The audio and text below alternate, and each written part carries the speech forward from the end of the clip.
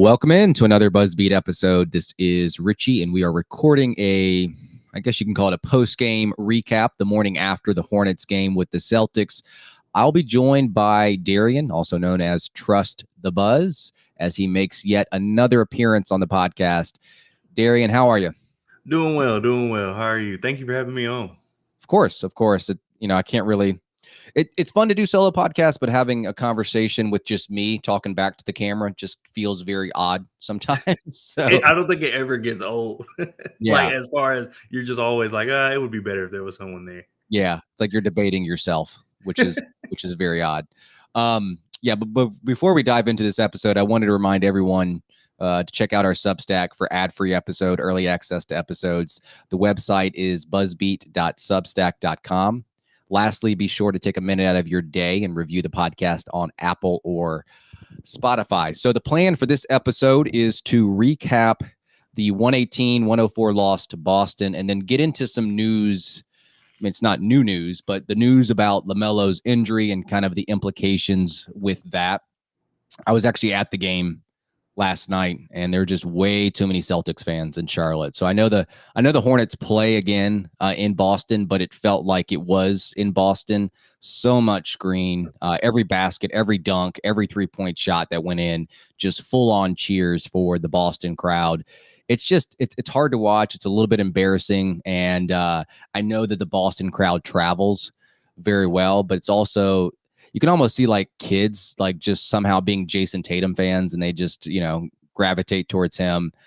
Luckily, this team was not blown out like in the first quarter, so it wasn't like crazy from the get-go, but you definitely heard the cheers from the Boston faithful.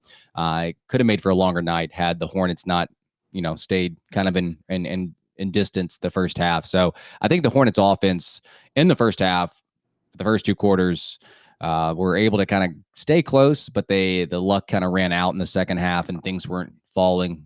And the Celtics offense just was humming like normal, best offense in the NBA. And I think offensive rebounds were an issue for Charlotte during moments of this game, which started out early for Boston. On the night, the Celtics were 6 of 14 on second chance opportunities. And, going into this game, you never thought that the Hornets would be able to win this, but, applaud them for at least staying close for the first 24 minutes of the game. But let's get to some observations that we had about this game, and we can kind of just bounce back and forth. What stood out to you? I wanted to highlight Grant Williams' inside-out game. I think with Richards out, you had him starting at the small ball 5.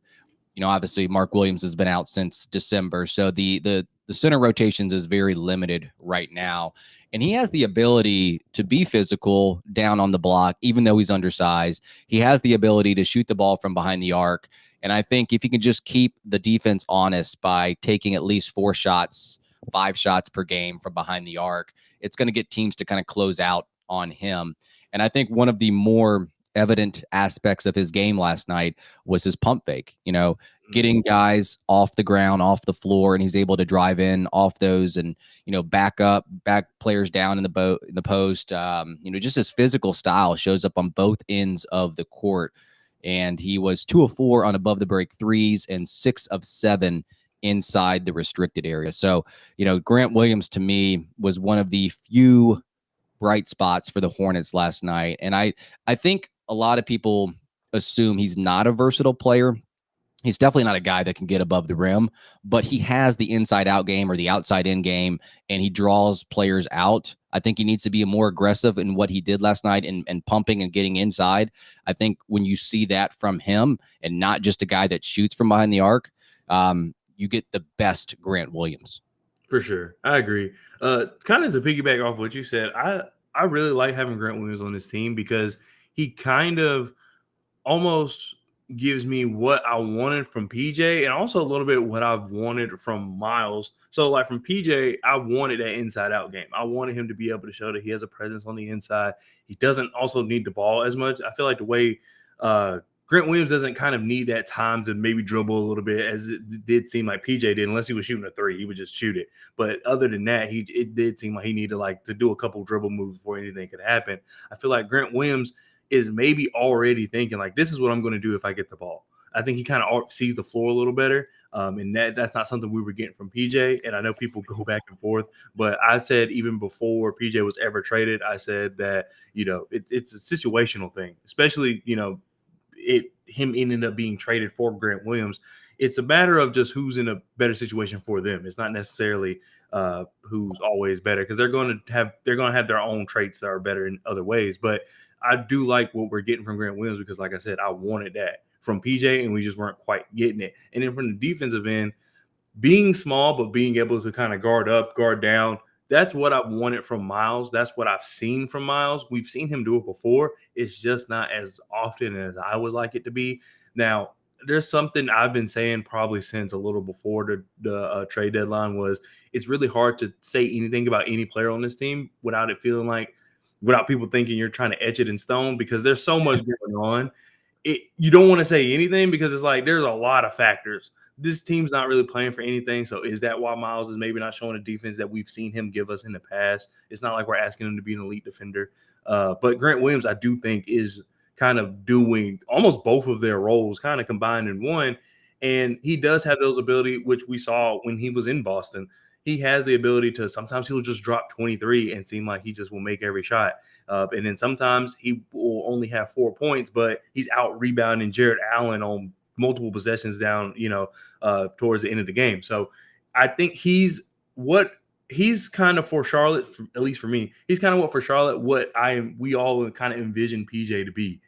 PJ, I really wanted him to be that guy where wherever we kind of need you tonight, that's what you can do. And Grant Williams, I think, has given us that. Whether it's the 3-point line, whether it's the leadership, we've seen him early on when he first got traded for. He was kind of uplifting guys, and we saw them come after the game and be like, yeah, it was Grant Williams. He came in at halftime and said, whatever he said. And then at other times, like I said, he's out rebounding the bigger player on the other team, which whether we have Mark Williams, Nick Richards, doesn't matter. We struggle rebounding. It just is what it is.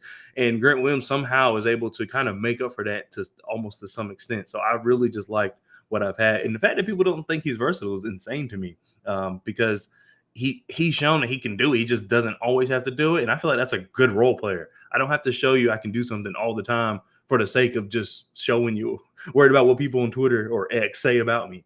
I do it to what the team needs. And I think he's done a really good job so far of just finding that niche that he needs to fill for that game. And maybe I made that storyline up that people don't think he's versatile, but I've seen people say like he's not. I've seen people say it. I can see why they would say that, and certain aspects. For sure. There's a question here from Regulator. Is Grant better for this Hornets team than PJ? And I think you kind of just spoke to that you do think he is better than PJ, or at least better for this team than PJ. I think the one defining quality that Grant clearly has over PJ is just having been on a winning team before, being a vocal guy, being a guy that can kind of rally the troops around. And obviously with a team that is struggling, right now, it's very difficult to kind of motivate these guys to play very hard, but I think he kind of holds the other guys accountable on both ends of the court. And I think starting the season fresh with Grant Williams with a better roster next season, I think we're going to get a better idea of how his leadership plays a role moving forward. I think one thing, they have very similar roles, very similar play styles. A lot of things they can do are very similar. But the one thing that I do love about Grant Williams is I trust him more as a defender when you do go small. I like PJ as a defender. I think he's got some versatility on both ends defensively too. But I think when it comes to guys that are just tougher, stronger, and height-wise, you're just going to have it over Grant Williams anyway. But I think the physicality that he has on the block, there was this one play in the second half. He ended up getting a foul on Porzingis, but Porzingis was trying to back him down, and he really didn't make a ton of ground. He had to lower his shoulder and his head into Grant Williams, and Grant just tried to tie up the ball, but ended up getting a foul. But I think that goes to show this guy is several inches taller than Grant Williams, a bigger guy, but he was not able to make any ground. So yeah, I think overall Grant is a better fit for this Hornets team. Nothing against PJ, but I think the versatility, the leadership, the vocal ability, and just the physicality allows him to play more often with more variances from the other team and just being able to guard different types of players. Right. And then, I mean, really quick, we can kind of look at what PJ's doing defensively for the Mavericks. That's probably some of the better consistent defense he's played in a while. His offensive numbers, I don't think are kind of what you would want them to be, but defensively, he's been pretty good for them. And that's because that's kind of really all they need him to do. They, of course, they like the scoring that he can provide, but they really just need him to play defense. And it seems like it's working out for him. So it's just a matter of just being in the right place. And I do agree with what you said that Grant kind of just offers us just something that we didn't have. And PJ was more similar to the pack, if that makes any sense. Grant is kind of more of an outlier, which is something, we needed because everybody was too similar. So it's just a matter of just being in the right place, right time. Yeah. All right. Then the other observation that I made from last night's game was Miles Bridges and his driving ability. I think, just from my observation this season, that Bridges has lost a step athletically. Would you agree with that? Yeah, I would. Yeah, like just getting up off the floor. We're just not seeing that as often this season. But I do think that bully ball on drives is still there for him. And, the one thing that I do have to applaud him for, I don't think he's amazing on defense, but he is tasked with defending Tatum, defending some of these better guys as the primary guy more often than not, and expending a lot of energy on that end and still being able to go show that energy and effort on the opposite end actually speaks to maybe how his conditioning is a whole lot better than I would have thought it would have been. I expected, a year off from basketball, he wouldn't be at this place to where he can play X amount of minutes. He's leading the NBA in minutes per game at 37.8. And I believe the Hornets' lack of, the depth on this roster plays into that, but he's been durable. And so to get to the hoop, to create contact on drives, do those Euro steps, and still be able to finish is something that, I do have to applaud from Miles Bridges. And I think if he can just be like passable from behind the arc, I think that opens up a lot of the driving lanes too. Mm-hmm. And, it's very hard to judge these last 40 games of the season when there's been injuries and all this stuff. And he's been having to put in a role where he's having to take a whole lot of shots for this team. And it kind of puts him in a position to where, he's like the last ditch effort. I will say his shot selection hasn't been awesome, but I do think that his driving attempts in this game were something to kind of highlight and note. And acrobatic finishes, powerful finishes. He did miss a couple of easy ones, but overall, very, very good getting into the paint. And so that's just something that I wanted to highlight from this game last night. Yeah, for sure. And to your point, I think that I feel for some reason, maybe because it's just fresh in my memory, but I do feel like he's missing a lot more easy ones this year than years past. But I think to your point, he's probably exhausted. Yeah. You think you're, jumping off at a certain rate or certain trajectory, and it's like, oh, I'm short, and it's too late to really adjust, or just, it just lose the ball sometimes. Yeah, I think his on ball defense is good. It's really just his off ball defense that I worry about a little bit. However, I think I said it earlier, it's just really hard to judge anything for this team this year because there's so many factors. Can you get someone who's worried about a contract to care about off-ball defense on a team that's lost 60 games or 50 games? I don't know if you can, especially when more than likely he's getting paid for his offensive talent anyway. So, yeah, I do agree that he exerts a lot of energy. He's been very durable for us forever. So I think that, that's just a really good point. And I kind of would expect to see maybe his offense or his ability to really just be athletic kind of pop back next year. That's kind of my hope. But at the end of the day, we've seen the way he plays. I think he has done a good job over the course of this season, kind of almost realizing that. And I feel like he's tinkered his game in certain ways to kind of help that. Because he knows that he may not just have the ability that he used to. And I don't think it's going forever. I just think missing a year of basketball is just not there. And I feel like he's adjusted his game accordingly. And if anything, I'm glad to see the bully ball there because we needed that. And he seems like he's almost better than ever at it, or at least is on the road to get better than ever at it, because sometimes I'm really impressed by what he can do.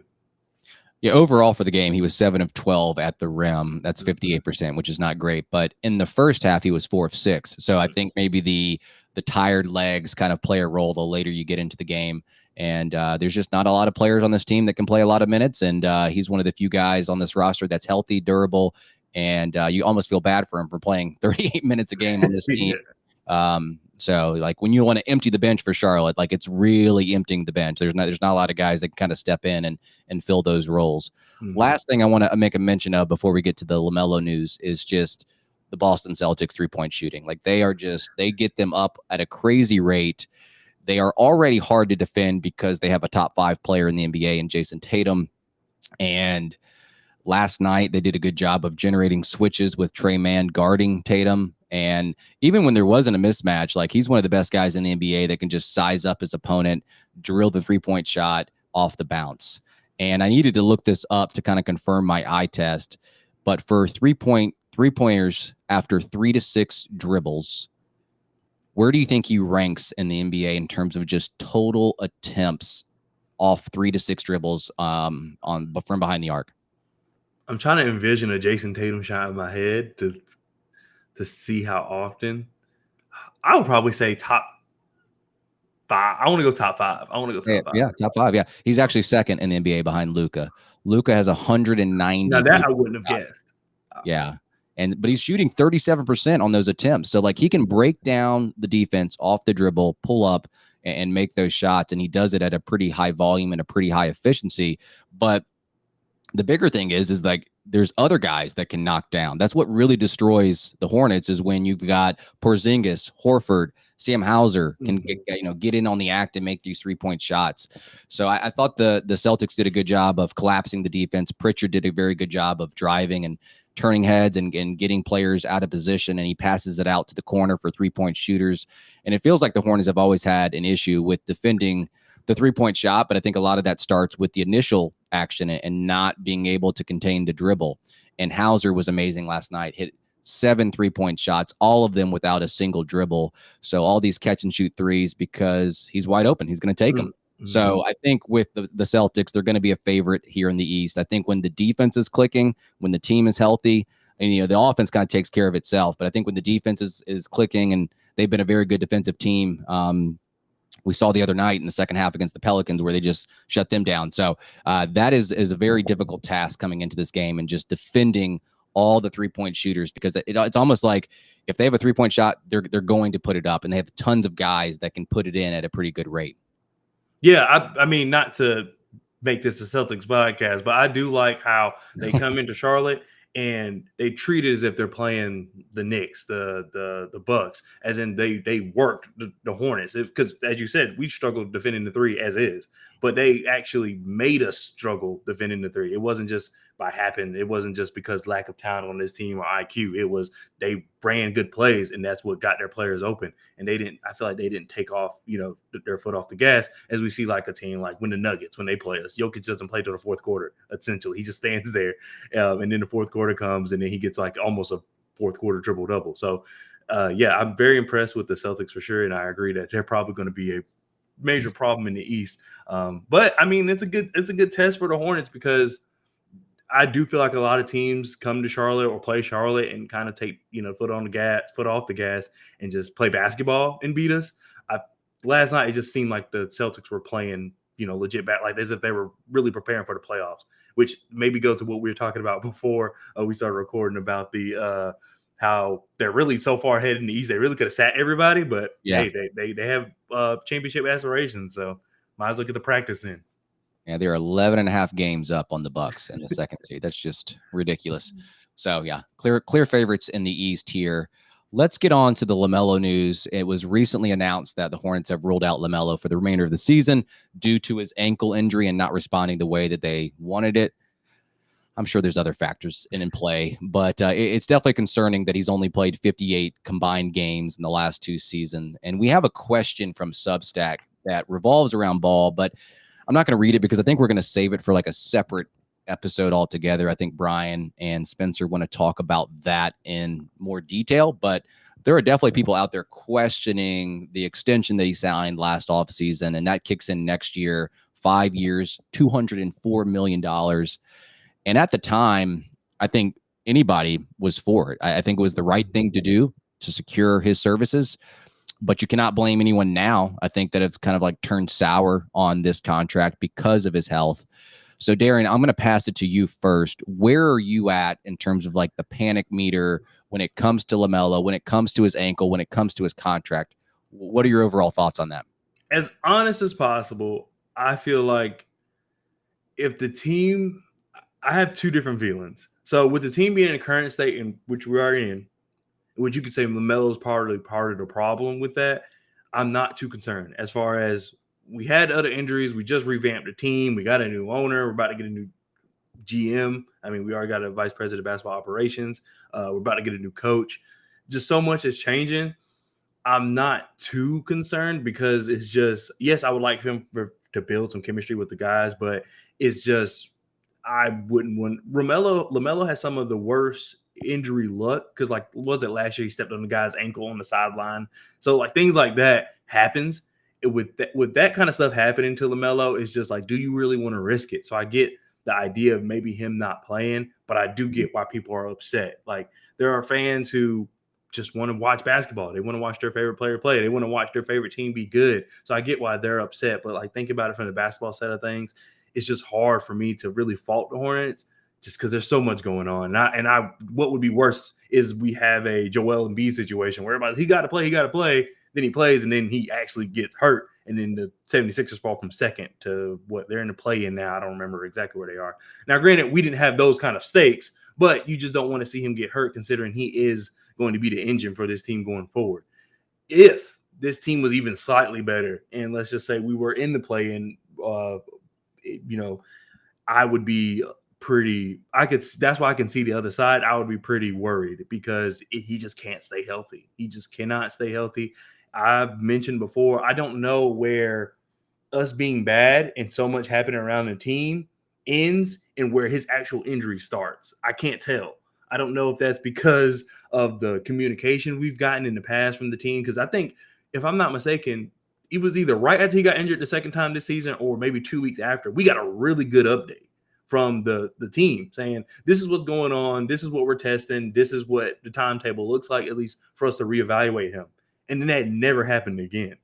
So it's just really hard to tell just what's true or not. I do believe he's actually injured. I do believe that he probably actually wants to come back, but I also understand why they won't let him come back, but I also get why fans are upset and just want to see him play. So I get it all. The Hornets are just, unfortunately, we're in purgatory for another, season, it feels like. And then I feel even worse going into next year, even as, a fan, even though this team's not good, I feel worse going into next year because we don't know what to expect. We saw coming into this year, Melo had like a terrible first 10 games, if I'm not mistaken. They let him kind of take the slack for it. And then Steve Clifford comes out on the 12th game and was like, well, he didn't start playing until preseason.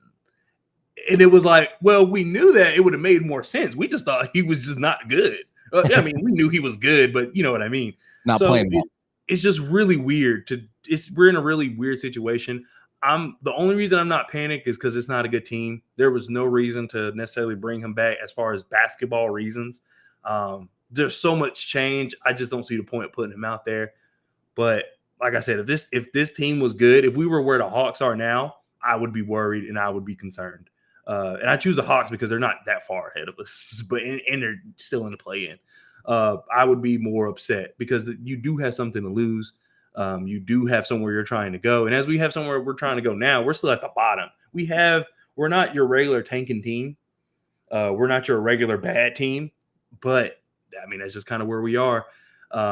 So I have hope as far as overall, but I am just slightly concerned because we're going to expect someone who didn't play, two people who didn't play basically all year this season, come into next season and almost hit the ground running. You can't really afford a slow start. No. Considering we're trying to make next year's the playoffs. I don't think anybody's going to accept anything less. And I don't think anybody's going to care how they do it. So it's just going to be rough to expect two guys who missed at very prominent positions, who missed all season this season, to come in next year, hit the ground running, gel with the new guys, gel with whatever rookie we get, gel with Brandon Miller. Because Melo and Mark hasn't played with this version of Brandon Miller. They've played with off the bench Brandon Miller coming in for Gordon Hayward, Brandon Miller, but they haven't played with this Brandon Miller. Miles Bridges' role is going to look different, so it's going to take him time. It's just the effects coming off of the LaMelo Ball injury is also worrisome, but overall, I'm just not concerned because we are bad. But I see all the red flags, and I get it. But I'm just not concerned because we're not good. What about you? No, yeah, the situation plays a lot into the context of how I view this. If the Hornets, like you said, were fighting for a play-in spot and he could not make it and they ruled him out for the season, I think maybe I'd be more concerned about the injury. I think maybe part of the reason why he was shut down, I don't know why they just didn't make that call a little bit sooner. It just felt like they were kind of stringing us along in terms of like, oh, he could still play. And you saw those videos out there that, the pregame stuff didn't necessarily look all that bad, but maybe there was some like internal discomfort with his ankle that we just didn't know about.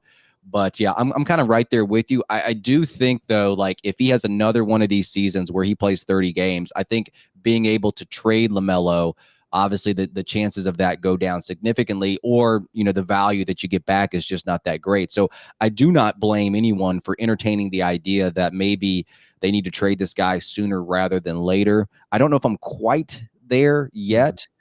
The Mark Williams thing is interesting too. You mentioned him. Like, I don't know who I'm more concerned about, Mark Williams' back or LaMelo's ankle. LaMelo's had more of a history with the ankle injuries popping up. Mark Williams being a big guy in the back injury, that was kind of mysterious as well because, they had that report about his back being injured. He came back for a game, and then after that, it was kind of shut down for the season. I guess the one silver lining that I do have, if you want to call it a silver lining, looking on this season, regardless of what happens to LaMelo's health, I think this will become Brandon Miller's team sooner rather than later. I think there is a world where I can envision both LaMelo and Brandon Miller being on the same level. But to me, Miller is in prime position to take over as the number one guy for this team. He's a guy that you can run offense through with the ball in his hands. He's a guy that can play off ball and get things going off movement shooting. I think when you think of 1A guys around the league, not to say that he's going to be a Jason Tatum or a Paul George. Like, he's a guy that has all these different 3-level scoring. They're also available, unlike LaMelo. They can play on both ends of the court. And I think if Brandon Miller can just get some weight on his body, he's going to be in a prime position to take over the game in a variety of different ways. So not to say that, this is all positive news, but looking on this season, I know he's just a rookie, but I think this is going to be Brandon Miller's team and not necessarily LaMelo's team. There's definitely a path for that. One thing I will say about that is I feel like people I don't, maybe it's just me. I don't take this is this guy's team as seriously as some other people. So, and it's not, and also the role is not the same to me. It's not right. Like, for example, when Kobe, after Shaq, Kobe had, Pau Gasol, Lamar Odom, those guys, and it was his team. He had 30 points. They had maybe 15.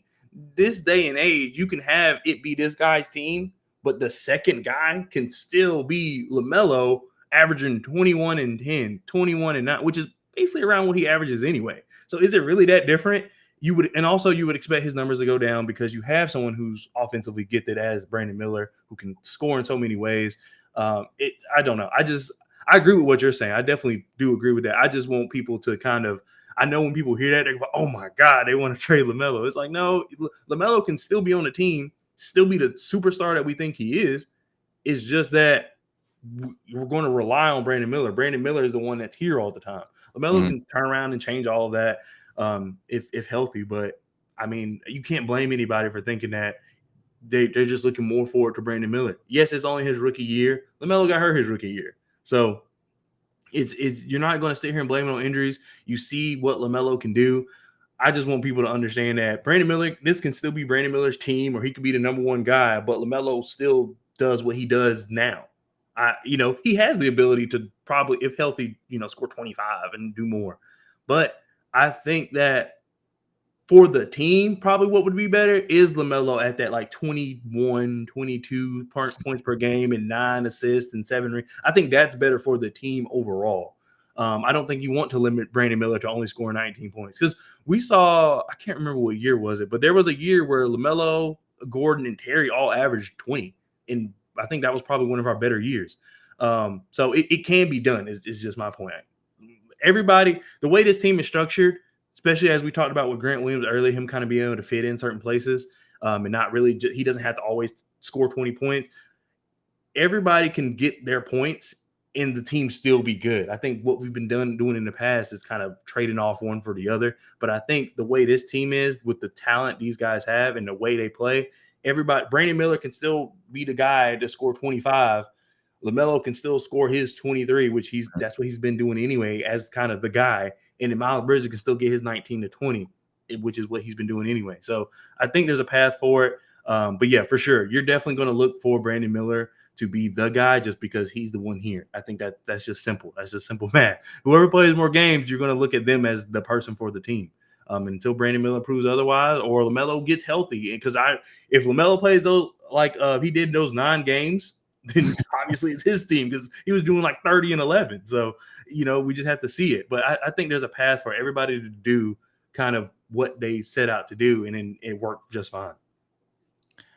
I wonder what it is with like Lonzo Ball and LaMelo Ball just having these extended periods of like injuries. Like I don't know what it is. Is there something with the Ball DNA that just can't withstand?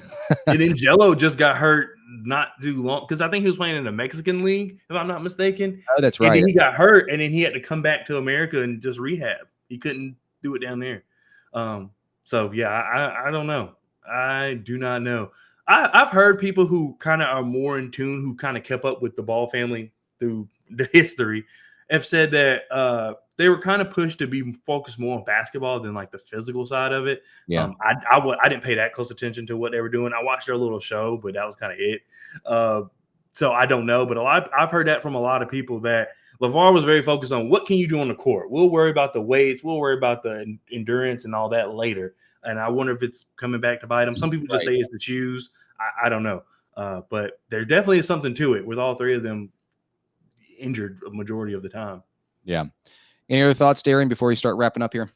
I'm just glad the season's almost over. Yeah. That's really it. I am excited to see this team next year. I know I said I was a little nervous.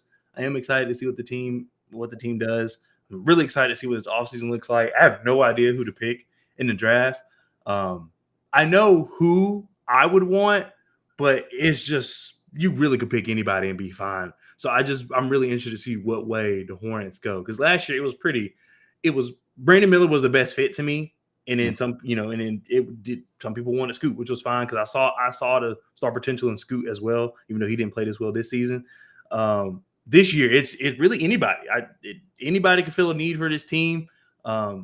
No one is just like, oh, I can't believe you picked this guy second and this guy third. It's just they're all kind of there. So really interested to just see how the rest of the season, the offseason pans out. Yeah, I need to brush up on my draft prospects, but I always tell my listeners I don't get into that until May. So the Hornets, like you said, the Hornets probably go any different direction, and obviously the lottery is going to play a big role in where they select. Isn't that in May? That's coming up, right? It's usually in May, right? Yeah. I feel like it's like in the first round of the playoffs sometime. They do it before a playoff game or something like that. Mm-hmm. But we'll see how that goes. Hornets currently 18-57, 3rd worst record in the East. I don't know overall where they're at, but they're going to be up there, and hopefully they get lucky again and can draft in the top 3. I don't know the guys that are in the top 3, but hopefully that's kind of where they land. So we appreciate everyone for tuning in to another BuzzBeat episode. I wanted to thank our guest once again, Trust the Buzz, Darian, for joining, and we will talk to you guys later.